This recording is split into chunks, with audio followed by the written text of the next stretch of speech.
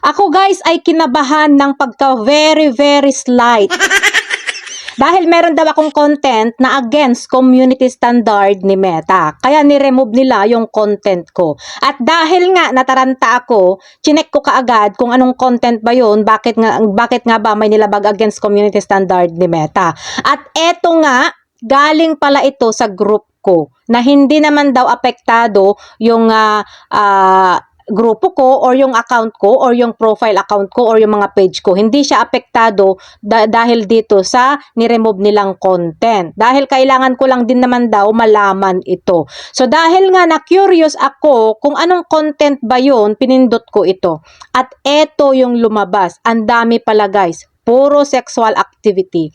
Alam niyo ba guys, na kahit pa sa group kayo mag-post, madedetect pa rin po yan ng system at magkakaroon kayo niyan ng violation. Lalo na kung siya na mismo ang nag-delete, matatagalan niyang violation nyo guys bago mawala. Kaya magdoble ingat po kayo sa mga pinupost nyo sa mga group.